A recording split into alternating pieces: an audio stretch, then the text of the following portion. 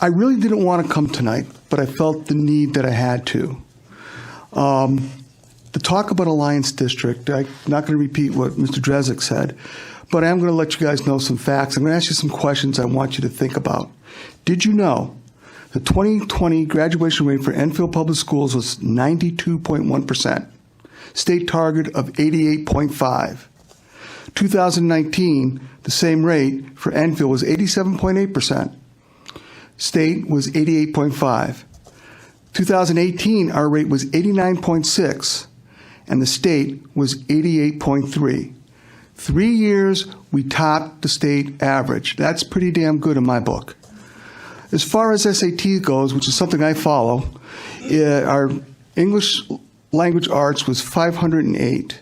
State was 514, and these are averages. Math was 499 for Enfield, and the state was 500. Those are averages. That means we had a higher number of people that exceeded the state average than those who did not. Our English as a second language students is 2.6% of our student population.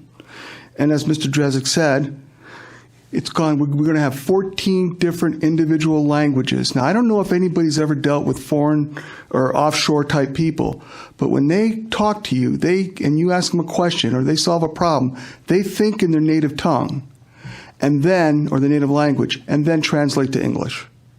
So it's a higher intellectual capacity that's being executed.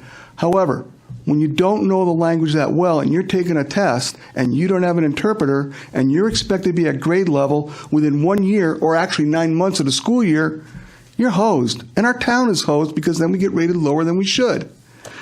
The other cohort, and when we look at our academics, is special education students. And this is what I learned when I was on the board. Our special ed students are expected to perform these tests at grade level. And what I asked for, and it was something that was very controversial and we couldn't do it because of privacy rules, is figure out how to break out the test scores between our mainstream students, our ESL students, and our special ed students. It does two things for us. One, it shows our mainstream students are performing at whatever they're going to perform. Two, for our English as a second language students, they get a better shot. We can provide them with translators, maybe if budget allows, but it shows us what they're doing actually and what adjustments need to be made. And for our special ed kids, we can sit there and figure out what resources we need to give these kids so they can perform when they leave our Enfield schools. The one that bothers me the most is the free and reduced lunch statistic. Now, I asked a couple board members if they knew what that percentage was. And they did not know it's at 48.6%. I thought it was 49.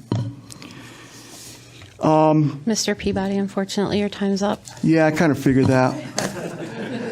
But I got some great stuff here. But the main thing was to get the alliance, and I appreciate what you guys do. And the last comment I'm going to make is in line with the young lady that was before me. Do not evangelize our kids. That's what church is for.